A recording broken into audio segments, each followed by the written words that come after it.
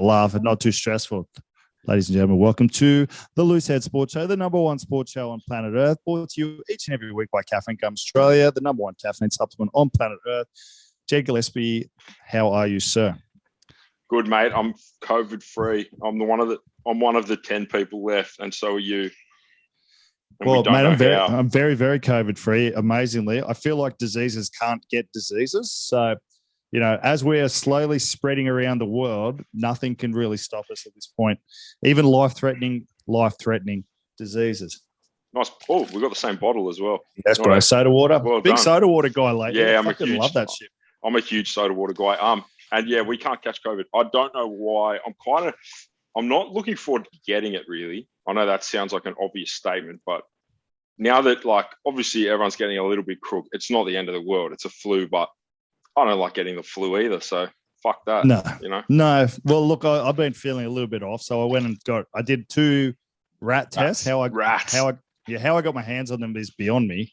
And I'm like, this cannot be right. So I went and checked, did the Caringbah testing clinic yesterday. I got the test back within 8 hours. You are negative, sir. So onwards and upwards. Let's start off with the elephant in the room. Now, I know you've spent a lot of your life in Serbia and you're a big fan of the Serbian people. And we've got a lot of listeners over there. Is the Novak Djokovic situation as embarrassing as I think it is? What do you think about all that? Oh, man, it's so embarrassing. It is so embarrassing. I was reading up on it today just to make sure I was across it, but it is so fucking embarrassing. Obviously there's I just can't believe that we're doing it. I actually can't believe them. It makes no difference if you for him to be coming in unvaccinated. He's not going to be a burden on our health community. He's a billionaire or a millionaire. Who gives a fuck? All right. I want to ask you something to hopefully prove my point. Fingers crossed.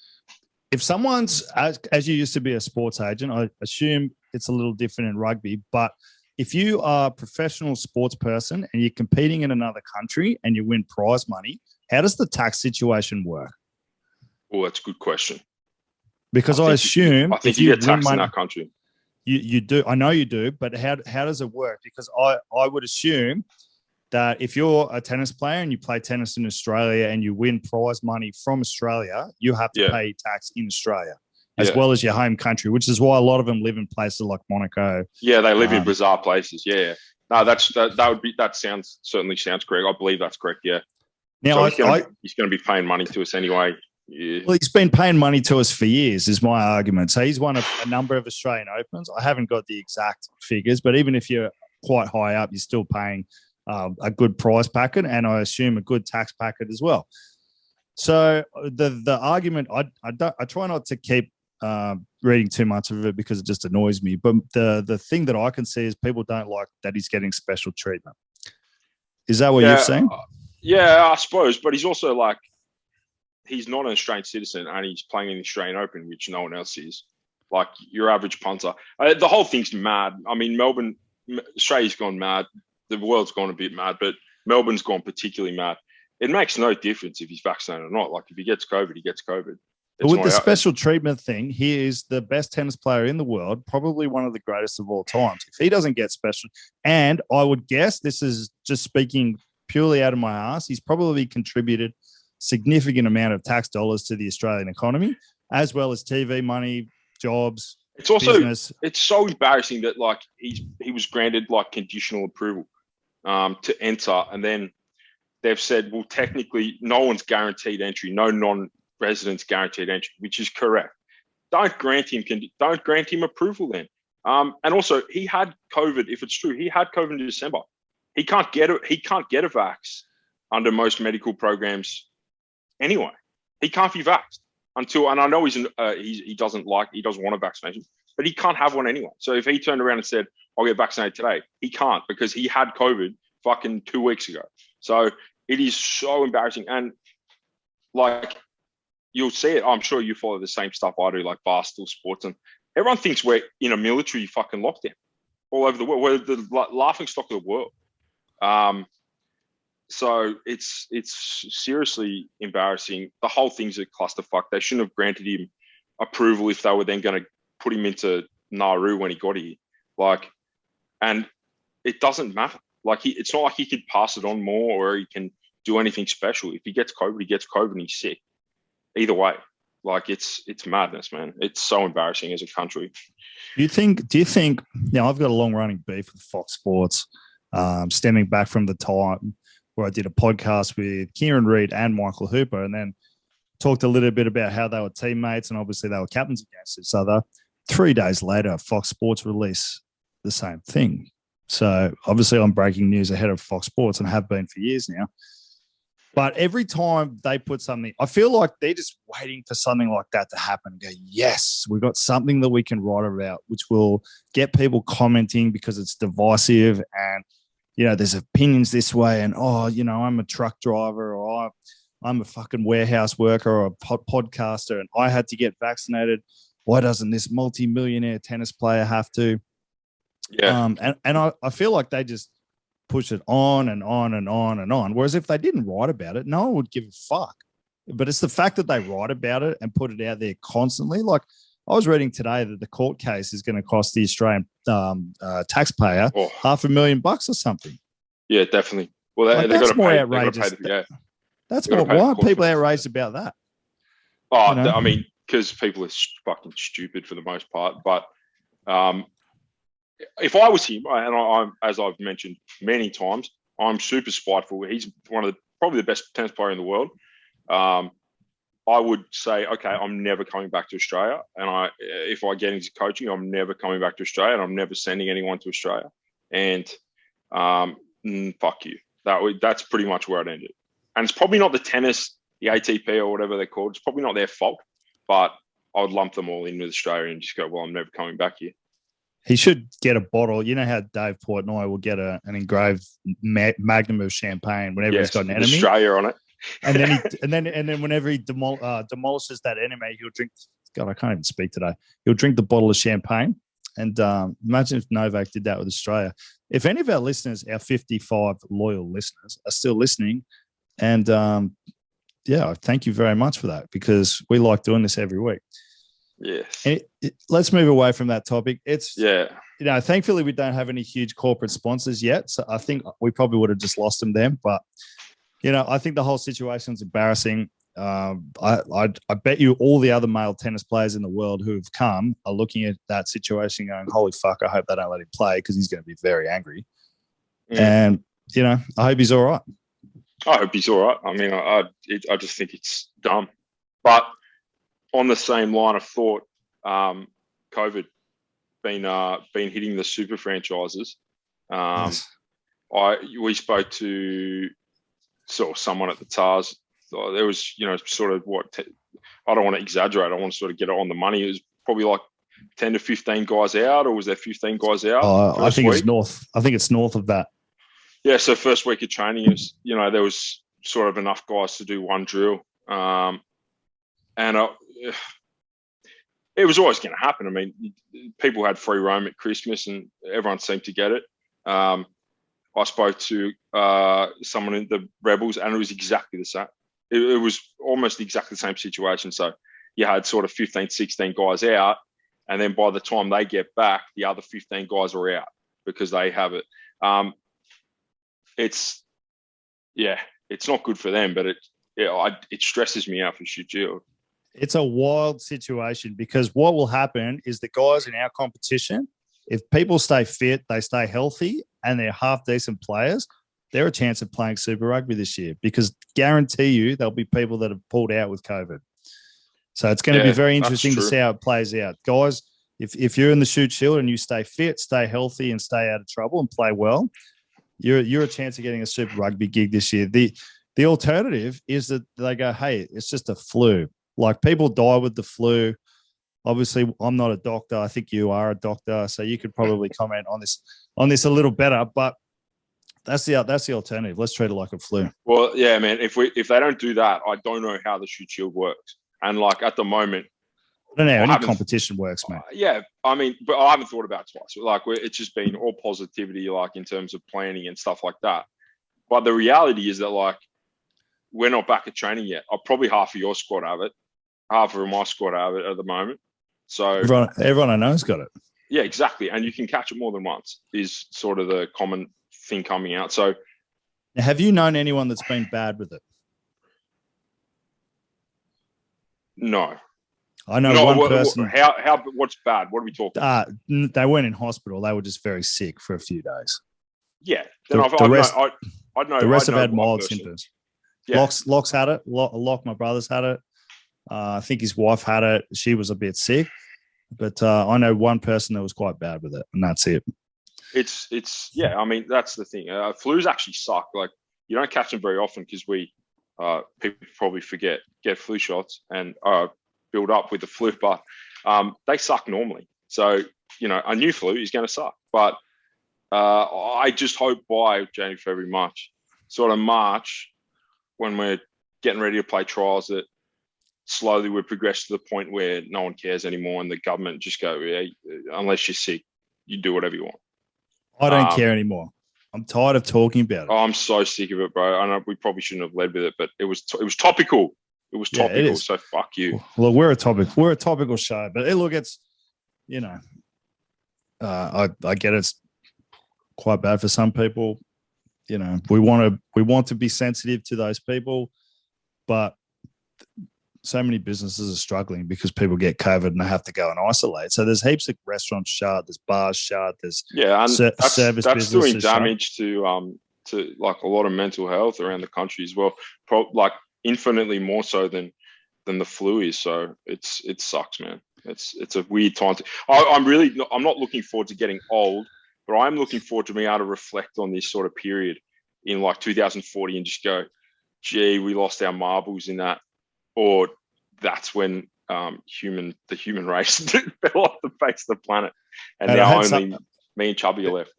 You, me, the people from the Harry Potter film, the Family Guy guys, Hamish and Andy will probably still be alive. I don't think anyone could kill them. Really important people. Yeah, that's right, mate. How they've had a career is an absolute credit to Australia just giving anyone a go, in my opinion. But yeah, I don't know, mate. I'm over it. Let's just get on with it, Let's have the roaring 20s. I think Elon Musk, I'm a big fan of Elon Musk. He tweeted something out the other day. I've just got a Twitter. I've got like 60 followers now. No big deal. And no big deal. And he's gone, let's have the roaring 20s. I'm like, of course we should, Let's just get on with it. I'm pretty sure was the roaring 20s before or after the abolition of alcohol? I think it was after the Spanish. I think it was the Spanish flu. Then the roaring 20s. Don't quote me on that. And the World War. Yeah, I'm no historian. I know you are, so you'd probably be able to get those dates better. But swing dancing. We're gonna dance. We're gonna be in big castles. Mate, how good. So we had some other topics. We had some other topics. Yeah, I got plenty, mate. I got them lined up. Top League started. It's so good to watch. I don't know if you caught it. It's sort of like dream rugby to watch because it's literally it's like they only plan to attack, and they just attack, and they have the world's best attackers and the world's best players intermingled with guys who would play first grade, maybe second grade. Well, who are factory workers? Yeah, who work in companies. That you touch on that part. Some people might not know that. Yeah, so how it works in Japan with a lot of the places, I know some of the teams are fully professional now, but a lot of the companies in Japan, they'll get you 8 to 10 overseas professionals in, and then the guys who are locally qualified through passport or who are Japanese guys, a lot of them work for the company, and it's actually seen as a very prestigious job. And a lot of them, if they get in the rugby team and get a job with the company, it's often a job for life. So they take it very seriously, and then they'll train in the afternoon. Like I know with Quade Cooper's team, I think it's second division. I'm pretty sure it's second division. But there's like 8 professionals. The rest all work full time. So the guys will gym during the day, and then they'll train together at night. Yeah. So it's interesting for people to hear that. Tatafu Pelota now, when I spoke to him, was actually looking to go to Japan. And obviously didn't end up going, but he was actually looking to actually work in a factory so he could get – not a factory, work for the company doing some computer stuff so he could actually get some experience in the workforce before he stopped playing rugby. That's interesting. Yeah, I I lived with a guy who was playing for Panasonic, and he worked at Panasonic at the time. So, and he came over to Melbourne. So, it's pretty standard there. And like, I suppose once you blow up, or if you blow up as a player, maybe that changes around a little bit. But it's very unique. But if you are a rugby fan and you don't watch the top league, go and watch the highlights on Stan. It is truly incredible. Like, you've got Damien McKenzie, Bowden Barrett, like all these blokes playing in the same team, against and cutting up. Like, they really do damage. Whereas you probably used to seeing it play Test match level, even Super Rugby level. And they're very, very good. But when they play over there, they're amazing. Yeah, it's just a standout. Like, I think Sean McMahon scored 3 tries in the game. He's with Suntory, isn't he? On the weekend, he scored 3 tries. Like, we've talked about this ad nauseum on this show, but how a guy could go from being in the starting Wallabies team over to Japan and be there for a long time probably goes to show you just how much money they're getting paid over there, particularly someone at that level. Yeah, it's a lot. It really is a lot. Like, I'd love to coach there one day.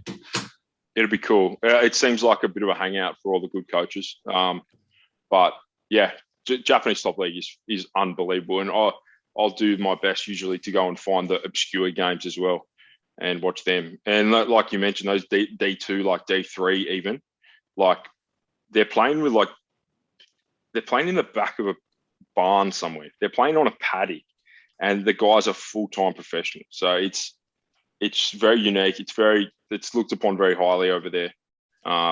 It's like with the Blake Ferguson situation. Sorry to cut you off. Yeah. Sorry to cut you off, man. I know we talked about that last week, but it's a real sign of shame for the company, because there's a lot of the business owners. There was a very wealthy man, but it's like this is my sports team kind of thing. Yeah. Like, that's the vibe. Definitely. That's the vibe they have.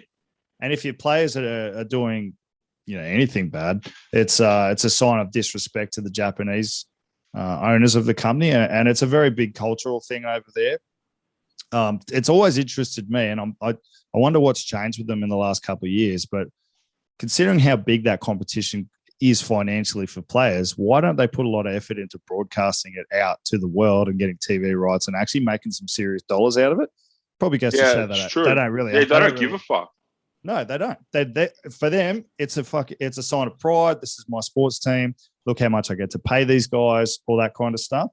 But to me, I'd be wanting to make a buck out of it, because I guarantee you, if they put effort into watching the Japanese top league around the world, it'd be one of the biggest leagues in the world, viewing wise as well. I mean, I agree. I think it could be like viewing wise, it could be humongous. It's kind of, you only get 2 games a week on Stan, which kind of sucks, to be honest. But they usually pick the best teams. So, but yeah, it's a different world. But it's I still think, like, if things keep going the way it is, like, that'll be just like an all-stars comp, and 100%. Everyone will just play 10 games there. Like, if I was playing, man, and I was 27, 28, you just sit there forever, and they play till they're 40. Like Cliff Palu. Yeah, fuck. Is he still there? He's still there. He's gone from playing. I think he finished playing last year. I think he'd be 40 something now. Playing second or third division, still earning a good. Doesn't matter, yeah. And then he's gone into a coaching job, so he'll be there another 10 years anyway. Yeah, it's just. Pardon me. It's immense. It really is immense. Yeah, and I suppose the only rule, and we covered it last week, but the only rule is you can't do drugs. That's it. Yeah. Don't do drugs. Don't get caught. Yeah, that's right. Yes, but like so many of the Kiwis particularly have been caught, and Australians as well, in France, and they just don't care. No, it's a different culture over there. They don't care. I was reading a tidbit, when Dan Carter was over there with Racing at the end, and I think he was just having the time of his life, from what I can tell, because Ali Williams went over to just be his full-time carer. Did he? So he was paid by the club to just go and hang out with Dan Carter in Racing. So whether that was a stipulation of Dan's contract, and that they ended up getting caught with cocaine. Yeah. But I just found it bizarre that someone like a very, very good Test international player, was hired just after retirement to come back and just hang out with Dan Carter. How do you get a job like that? I don't know. We know a lot of guys playing around the world. If that does come up in a contract, fellas, I'm ready. Yeah, that's right. I'm a good cook. My bags are packed. I'm a good kisser. Get me over there.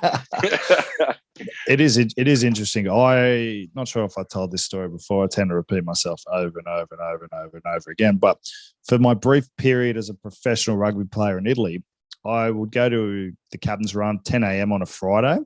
So you drive in, and I would always stop and get a double espresso before training just to get that caffeine hit. Obviously, I'd had a big night the night before and needed to spark and up. that was before gum. That was before gum was around. So you don't need to do that anymore. But now you can just chew gum. Well, now it's like I'm very much a both kind of guy, but I'd go into this place and you'd see there's an ambulance sitting at the cafe or the restaurant or the bar, whatever they call it. And you walk in and there's 4 ambulance workers drinking a bowl of Prosecco at 10 in the morning. You know, still working. So it looks very much. Why? Because it's just it's a different Europe. culture. Because Europe, that's why. Fuck you. I would argue, and I'm sure France is the same, that work is very low on the list of the European priorities. It's your sports team, your mistress, or probably your kids, then your mistress, then your other mistress, then your job, then your wife.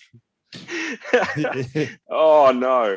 Oh, man, I'm scared of girls, so I couldn't do that over there. No, you should be. They're terrifying. What else we got? This is a good one, and it's been brought up a couple of times. Who do you think was who in your time or before your time? Who was sort of best players who just didn't make it for whatever reason? Injured,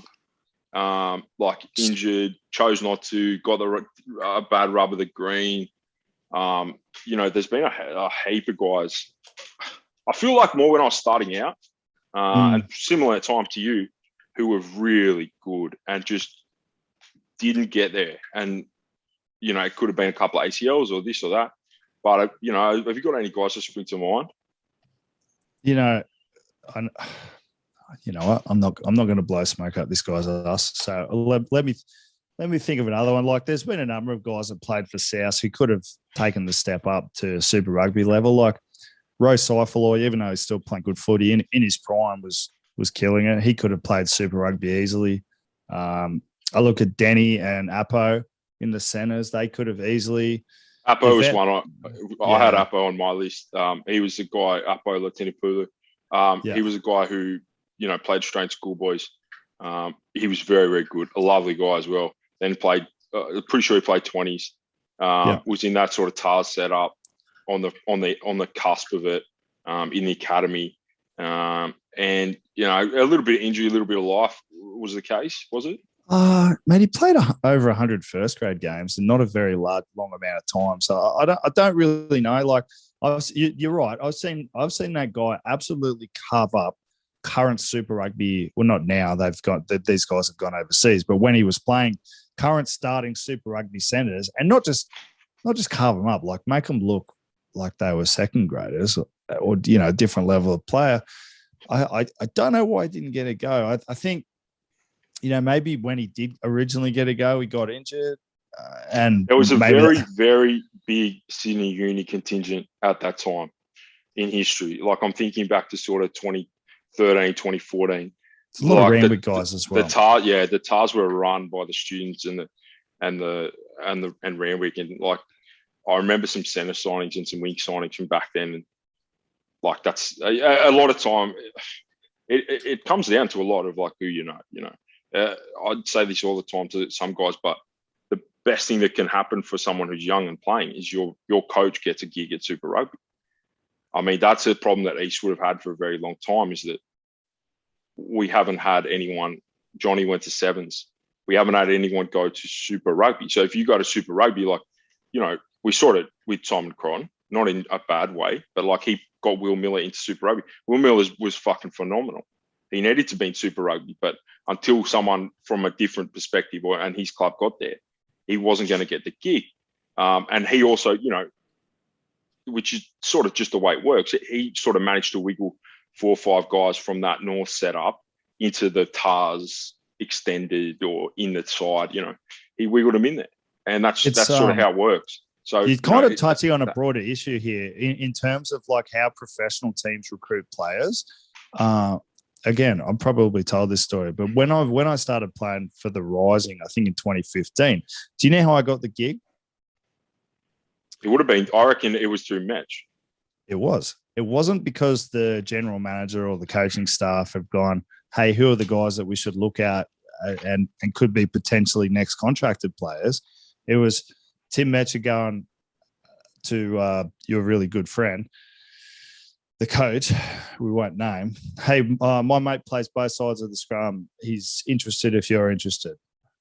Yeah, and that was it. That was it.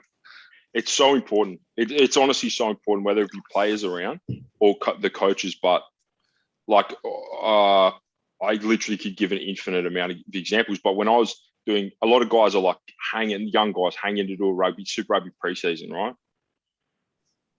When I was in Melbourne, Todd Loudon was in Melbourne. There were 4 or 5 guys from Newcastle doing a Super Rugby preseason. You know, one of them ended up being Andrew Twala. Fuck doing that guy's preseason just quietly. Yeah, and look, Andrew Twala was a phenomenal player, so fair play. But there was 4 or 5 guys there.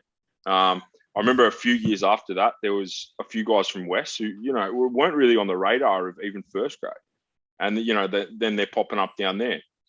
You got to look at general managers and things like that and where they started. And as much as, yes, the cream will rise to the top. And like, if you're blitzing it in the shoot shield nowadays, you'll get picked up. It'll be okay.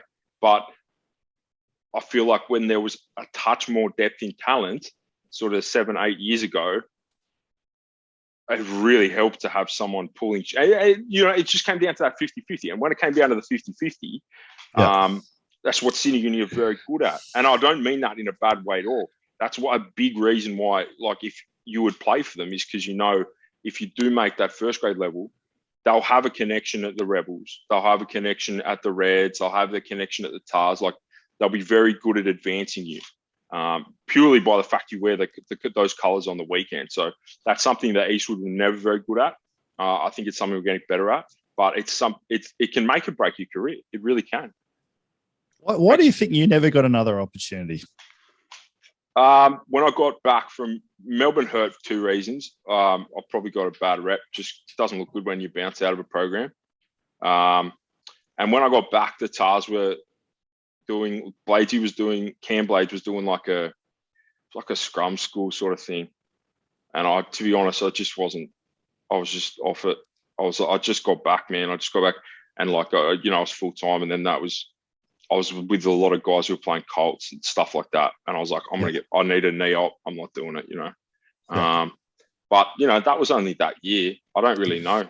I got an opportunity in the States and I chose not to go. So I'm not really salty on that, No. It's just interesting because to me, like, I think, like, if I'm, I'm quite deprecating about my own abilities, but I think there was a couple of years where I was genuinely good enough.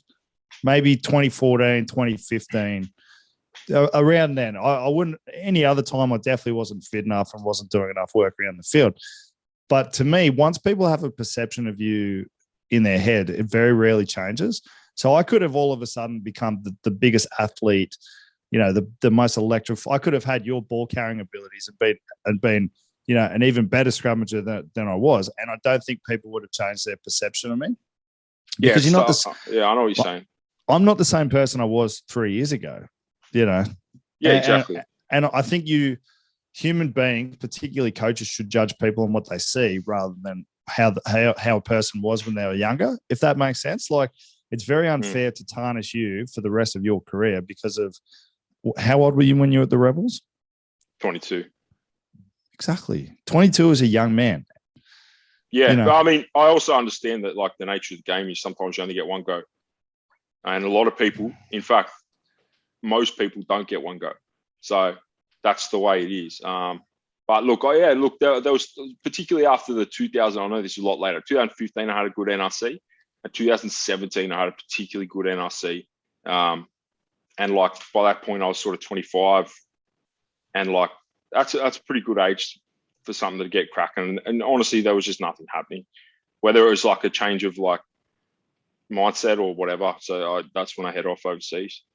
Yeah, look, it's just interesting to me. I'm not saying it doesn't happen, but I'm saying that I think people should, people who judge you based on how you used to be probably haven't changed much themselves, is what I'm saying. You should judge people on what you see now, the results that they're putting out there now, and then go, hey, is this a different person who he was when he was younger?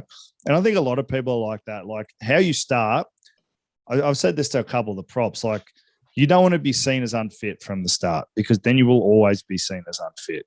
Get fit, play well from the start, keep getting better, and people will go, oh, this person's good. Whereas if you start unfit, all of a sudden go, hey, I'm going to get my life together, train your ass off, work on your skills, and then start playing well, people have already made their mind up. Generally, it's a good point, and I agree with it entirely in terms of your first representation you're giving to guys who are aspirational. Like, not that you want to present the complete package, but you want to present something that's very likable. So that's always fit. That's always the right size. That's always good strength, and your core skills are good. It's because, like you said, there's certainly, I'm guilty of it. I'm sure you're guilty of as well. There's guys who I played against when I was 22 who are perceived a certain way, but the reality is by 3 or 4 years later, they were, a lot tougher than I remember, or a lot more skillful than I give them credit for. But yeah, mentally you're like, well, I don't remember him being that tough. He wasn't that tough, or like he wasn't very fit. So that's why, the guys have, we always say it, but you got to treat yourself like a pro before you're a pro, to make sure that you're painting the right picture. This is how dumb I was. I always thought that I'd get fit once I got into a program. Yeah. No, but I mean that makes a little bit of sense. I mean, you had a different pathway to where you were. It doesn't make any sense. If you're not fit, you're not even going to get a look in. Because if you're not fit, that's more of a reflection on you. Yeah, that's true. That is true. Yeah. I didn't say this to DC when I talked to him, but I was too afraid to bring it up because I thought, geez, he's doing a nice thing, doing a podcast with me. But remember the year you guys beat us in the grand final? And, even though we lost, it was still like a really great year for us. Like we'd come through a lot of things. We'd beaten uni. It was awesome. It was still one of the best years of my life. And on the Monday, we were due to start NRC training after the Shoot Shield grand final. So I obviously did silly Sunday. And I'm like, fuck this. I'm gonna go out Monday as well. And I texted DC and go, hey mate, I'm going to Mad Monday. I'll see you tomorrow. And he's just, abused me on text, like just giving it to me. Mick Snowden turned up. He just won a grand final. Absolutely giving it to me. And I thought, at the time, I'm like, oh, he's been a bit, that's not very, very cool. But looking back at it now, if I was him, I would have told me to fuck off. I would have said, get the fuck out of here. I'll get someone who wants to be here. But that epitomizes, I suppose, maybe our shortcomings, and someone like Snowy, who is literally like when I cracked grade, like he came up from third grade, like he played third grade at Eastwood, he played second grade at Eastwood, then he was the best player in second grade at Eastwood, then he was the best player in first grade at Eastwood. Like he went the hard way, and he had an outstanding ethic. So by that point, I think he played 1 or 2 games for the Force or something like that. Yeah. But it was purely he was a professional. Like he had professional standards of fitness and attendance and things like that. So, that's probably a good example of someone who did paint the right picture. I'm trying to make up for my shortcomings as a player during my coaching career. Yeah, I think that's I tend to agree. You get a second chance, and that's why I hate so much when I see aspects of myself as a young player in guys. Because I'm just like, look, you can do this if you want, but it's not going to pan out that well. No, mate, I agree. I agree. Look, it's funny looking back how stupid I was, but I say one of the very few things I'm good at is working things out. Sometimes it's too late, but I do work things out. You get them in the end. Yeah, in the end, even if it's too late. Like I didn't work all that shit out till the last year of my career, and then I had 2 concussions and I was done. So, but I think I was probably always meant to be a coach. Not necessarily a player, so I've learned a lot of good lessons that will help me there. But I thought that as well. When I was about 26, I was like, I'm looking forward to being on the other end of this, But I had to you had a responsibility to yourself to play for a little bit longer. I always thought about coaching. Like to me, what am I now? I'm 34 in a couple of weeks. Last sort of 6-7 years. I don't know. Yeah. Almost as old as you. And last 6-7 years, I'd thought about coaching and asked questions, and I'd like pay attention to how people did things. But I think at the start of this long-winded rant was the recruitment stuff in Australia and maybe in sport in general needs to improve, particularly. Well, I don't know about other sports. I'm sure league do it better than we do. But no, Chubby, I'm gonna come in and throw some heat. DC, DC. From everything I've seen, I've been training, I've heard everything's going really well in there. He only had 3 spots to fill, right? Or 3 and plus some change. Recruitment for the last 7 years has been horrific. Yes. Horrific. And it's not like I'm throwing shade as someone who's pessimistic. Almost anyone with a rugby opinion would tell you that the Tars recruitment has been very poor. That was, I don't know where the recruitment, I don't know where their loyalties lay there. Like it didn't lay. Where's the strategy? Where's the strategy? Well, no, but it didn't. I can't say, it was a Sydney Uni thing, or it was a this thing, or it was a that thing, because it wasn't any of them really. It was just bizarre. It truly was. Like if I don't want to do a list, but if you cycle through a list of like 2017 or even 2018 to 2021, some of the signings that have left them sort of where they are, which is lacking senior guys and lacking this and lacking. Like, someone should be put on public trial for that stuff. Public trial. And Sydney Uni's always been aligned with the Rebels. You know what? It's panned out fine. The Rebels are, in a better state. But the way the Tars have panned out, sometimes I wonder whether anyone has accountability meetings at the end of the year and goes, well, fuck, how did you end up with, 3 loosehead props under 20 or no second rowers returning for next year, like stuff like that. And I'm not talking about 2022, but I'm talking about 18, 19, 20, 21. Like the whoever was, I know who was doing the signings and hirings and firings, and it's criminal. It's fucking criminal. Yeah, no, mate. Look, you're right. Interestingly, have you listened to the chat with DC? I can't remember if he said it in part 1 or part 2, but he said something. I asked him what surprised him about coaching Super Rugby as opposed to Shoot Shield. And I think one of the things he said was that he was surprised at the standard of some of it. Like he brought some guys in who were probably struggling more than he thought that they would in the Shoot Shield. So I thought it was interesting. I think you're absolutely right. Someone in there told me that last year's the likely starting second rowers. Sorry, let me get this right. I want to make sure I get this wording right. The starting second rowers from 2021 by the end of it were the eighth string second rower was 8th on the depth chart the year before. Yeah. That's fucking wild to me. It is wild, especially if you just wind back 3 years and have a look at what the depth was there, which at the time you probably thought, that wasn't great depth, but it was like Holloway and Ned Hannigan or a 20-year-old Ned Hannigan, something like that. But that looks like it could be it again this year. Bringing guys in, I always think they're going to struggle because what you said is correct. They're never fit enough. Professional guys train. So the guys DC's got at the Tars, they've all been systemed for 3 or 4 years minimum. So they're all going to train hard, play hard, hit hard, do good things. So training standards are going to be excellent. But real world depth when it comes to going and playing the Crusaders or playing the Brumbies, real world depth isn't great. And that's not DC's fault. But in 3 years' time, it'll be on him. But right now, he's just making food with whatever's on the table. And someone else bought that food, and they need to be fucking held accountable. How often do you see?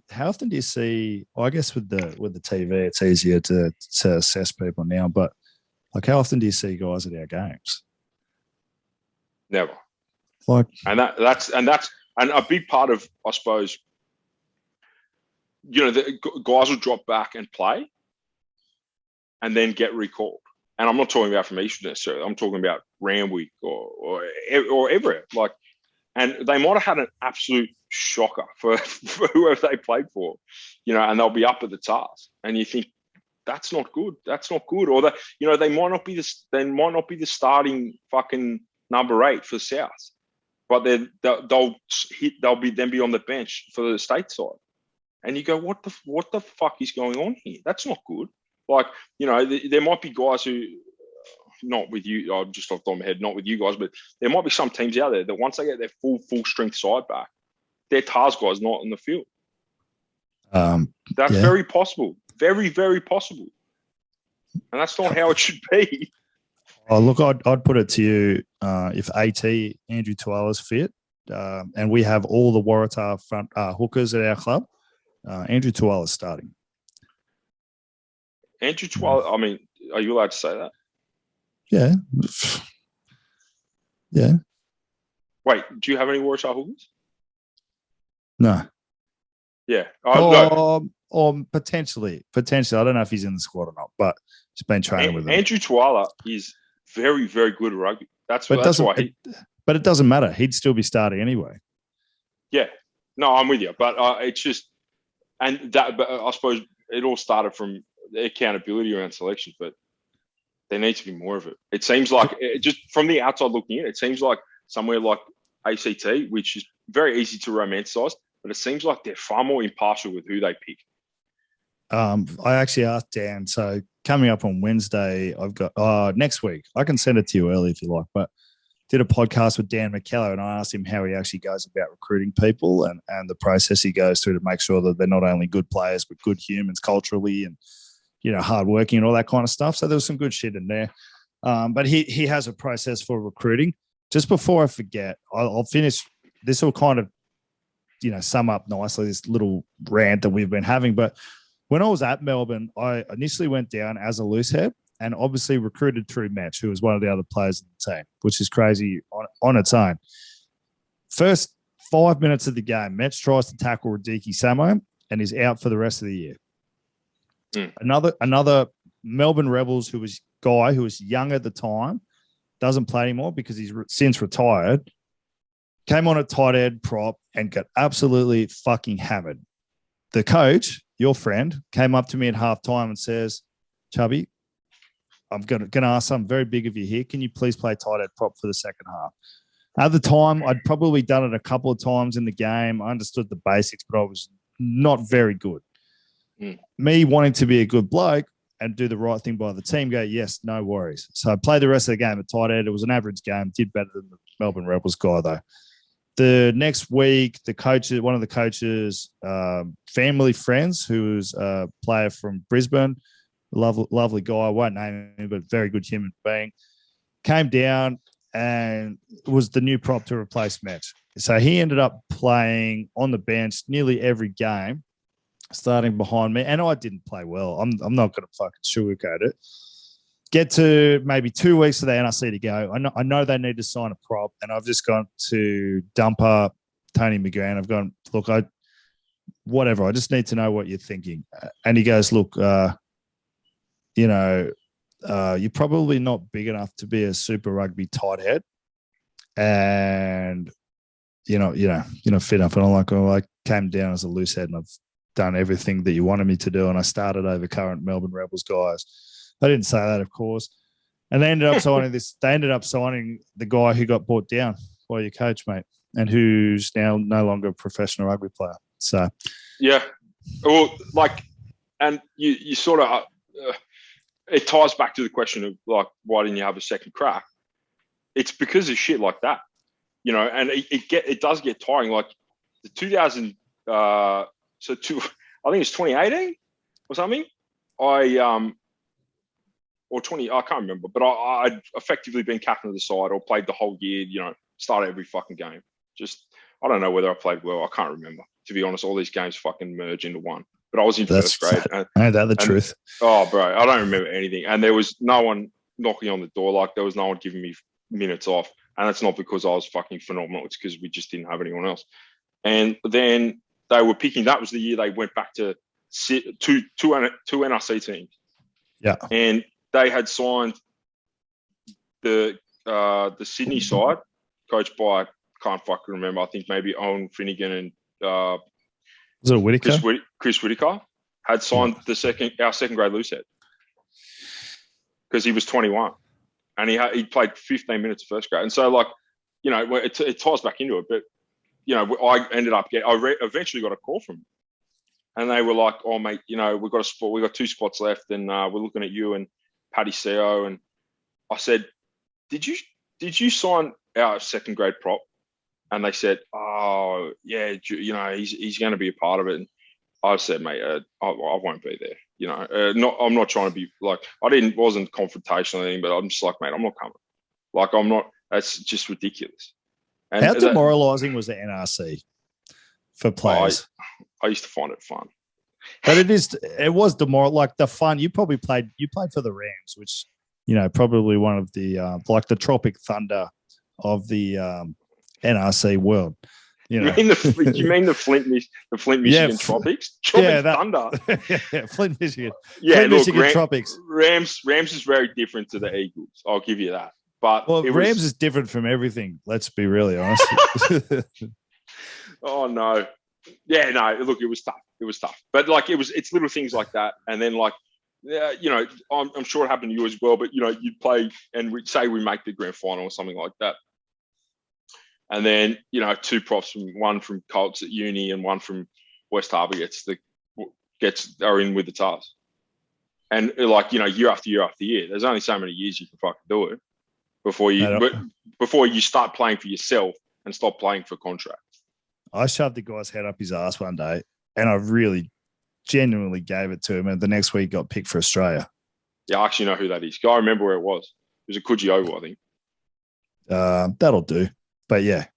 Somewhere near there? That'll do. Yeah. That'll do. I'm not gonna name drop. But yeah, it's funny. It's weird how I remember that though. Just quickly, like bang. I watch a lot of football, Chubby. I absolutely gave it to him. And like, of course, with my that year's highlights, I replayed it like 6 times, slow motion, because that was all I could do. But yeah, you know, yeah, that shit has happened all the time. In terms of like playing every game for an NRC team and then having the guy who's maybe a year younger than you get signed, you know, there's all sorts of shit like that happens. And I'm not saying that I deserved it.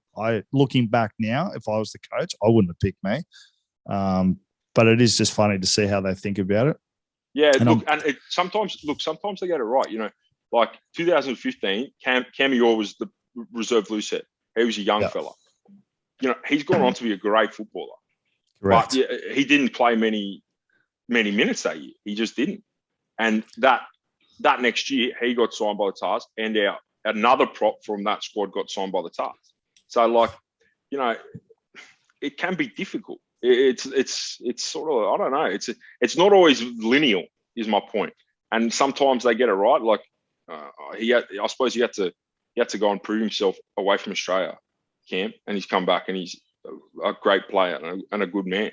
But the other guy they didn't get right, and it's just not linear. So that's what makes it difficult, is when you can say to someone like, be the best at this, or like make this, or look like this and do this, and it can still not go your way. That's what makes it so fucking difficult, you know. It's an interesting world. I'm sure I'll make the same mistakes as a coach in terms of recruiting. I got to give a quick shout out. The initial thing was guys who never made it, but could have been anything. The first one I had coming into football was Hugh Parrott. I was going to say him. I'm not doing him all from Eastwood, but he was a guy who he played too, bro. He played 20 games or something, but year after year after year, he was the fittest, he was the fastest, he was the strongest, and I just never quite understood. It's not like he was a divisive character. He was very lead by example, like, you know, all these I's dot E's T's cross sort of character. So I think his problem is he probably came through because he was a 7, wasn't he? Yeah, he would have come through in the David Croft, George Smith, Phil Waugh era, so it would have been pretty hard to get a game in. He would have been just after that, wouldn't he? Yeah, he was after that, man. So like that, look, I'm not as again. I'm not Paycock, Hooper, Liam Gill, Sean before McMahon. That. A tiny bit. So he was in the same era as like at the Tars, like was it Ed Lee Jenkins? John Jenkins. Yeah, John Jenkins, Pat McCutcheon, like that sort of era. And like again, like he played 250 first grade games, but he couldn't do it. Like there's nothing he could have done more. Another guy from Eastwood was a guy called Cam Mitchell. He could have been anything. Like he played 2 years Australian schoolboys, 20 like captain Australian schoolboys, a couple of ACLs, but played at first grade at 18. He was phenomenal football. And sometimes injuries just don't let you play football. One that I've always and we're friends, so I don't know. It's not. Maybe it's not fair, but like year after year since we were like 21 with Sam Ward at Warringah. Oh yeah, 40. But he's so tough. So like, what was stopping that? He's a good bloke, and he's a nice guy. So he's not a prick. So like, you can't be like, oh, he was a really good guy. Look, he was probably at the start of his career, played like he was a short second row, but then he was a powerful 8 for years and years and years. And also like one of those dudes who can like bench 200, squat 200. Like what's a man got to do? Yeah, there are a couple of good ones. Mate, there was a ton of guys that if they got given an opportunity, probably could have. Now I think about it, even guys who have played Super Rugby, but probably haven't had as much, recognition as maybe we think. Like, I hate to fucking. I was going to say his name before, but I'll say it now. But like even like Holloway when he killed it in 2015, maybe, it's insanity. No, it's insanity. Yeah, like I also and Holloway, Holloway, them turn it off now. Turn it off. The podcast is up for you. I'll cut this out of the show. This part. But he's a single best like player that will turn a game on its head. He was phenomenal. He was a 25-point player, and that's not saying anything about South. That's purely him. And then he got to the Tars, and they fucking go, okay, well, you're the fastest person on the planet, but we'll play you in the second row from now on because we've got to play, so and so at 6. Like, and then we'll drop you for this person, that person, whoever the flavor of the month from fucking South Africa was at the time. Like, it's as I said, it's not linear. Like, you got to be very resilient with your knocks. Even guys who are that good, like Holloway, you got to he's had to be fairly resilient to end up where he is now. I reckon he's a 25-point player in a nightclub or a party as well. I don't know if he is anymore. He certainly was when he was the face of the Greater Sydney Rams. I can guarantee that. But I don't know if he is now that he's a daddy. No, I think he's probably well behaved. Well, I haven't seen him for a while, so that's a good sign. As I'm definitely not well behaved. But yeah, no, I agree. There's a lot of things that could go on that could be better. So I suppose the thing is, I've always looked at it like I've looked at off seasons and I've gone, I want to be, from a club perspective, even when I was playing, I want to be as quiet as possible. I want to tiptoe around this off season. Like I remember years where we signed really good players, and it's like, we're not going to tell anyone. Let's just rock up for round 1 and have people go, oh, damn it, they got so and so. Well, I remember a year we got Jerome McKenzie. He was phenomenal. We got Jerome McKenzie. Bang. He's a wild boy. Yeah, he's a wild boy. But at one time, like he's a very good player. So, but not all clubs clearly view it the same way I do. And I know you have to have some sort of exposure. Like it's good to have exposure. Like Eastwood probably doesn't do it enough, but I think there's a limit to where I wouldn't want any more. But some clubs this offseason have gone insane. Insane. Well, I think probably what they were trying to do is go, hey, look at all the players that we've got, come and play, kind of thing. But like, mate, if you're going to a battle and you're yelling, look at all the people we have here, look at everyone here, you're possibly not going to go that well. Whereas if you go and quietly, sneak around the flank, maybe stab a few people, just keep moving forward nice and quiet. That was a good metaphor I just came up with there. But But look, I understand. We haven't released anyone that we've signed. We haven't put anything out. You know. Oh, neither have we, man. Like what? But I suppose we're both lucky enough to be at clubs who are perpetually doing okay. And I understand that it's good to have exposure for some of the teams that need a bit of exposure. But I feel like there's been overexposure. Like I reckon I've seen between like all just Instagram, and I'm not actively looking. I reckon I've seen 80 signings. Like some of the money being thrown around is ridiculous. Is it? Ridiculous. But is it? Is there money? I think it's for a bag of crisps and a Diet Coke. No. Some of the things I've heard, it's absurdity. Absolute absurdity. Good on them. I hope it works out for them. Yeah, I mean, we don't have that sort of money.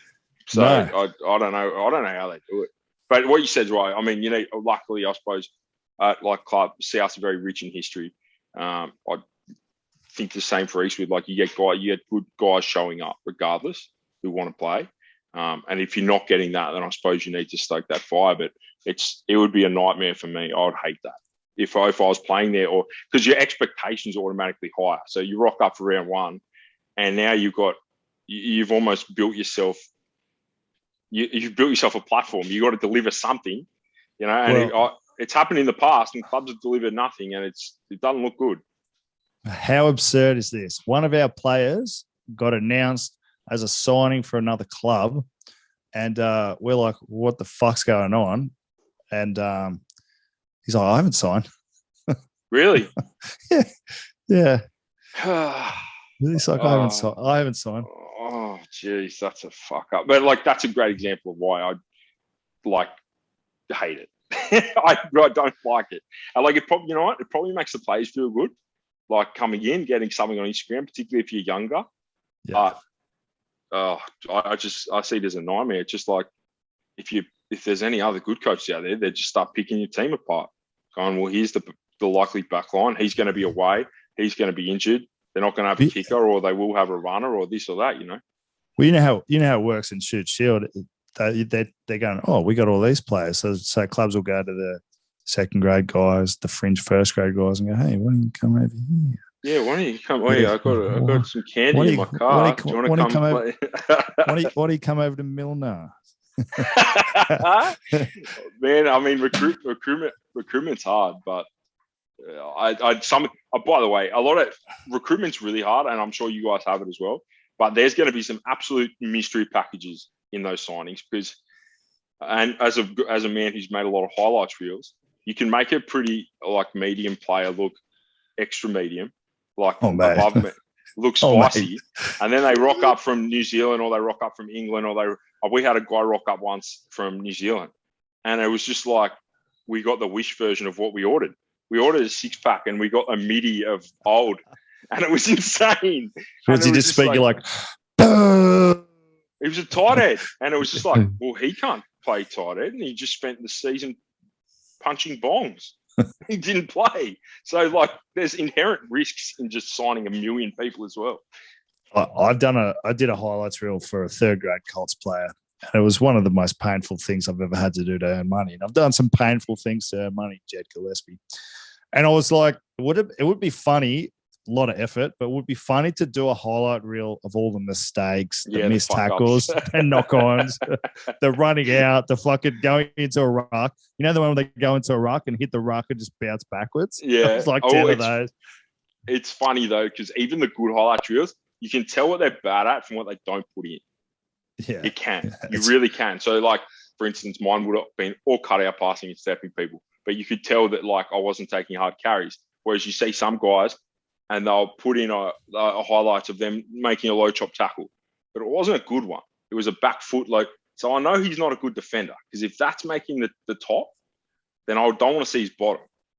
So anyway, we got off track. But I think coaches are insane if they don't watch full games. I'd go, this is what I would say to anyone. So obviously I make highlight reels for a living. And a lot of clubs, even Japanese clubs, I've done highlights reels for some of the best players in the world. You need a highlights reel. This is not a sales pitch. This is just telling you how it is. No, I agree with that. The club will go, all right, this player looks good on his highlights. Let's go and watch the full games. So then they'll go through and watch the full games. Then they'll talk, well, this is what they should do.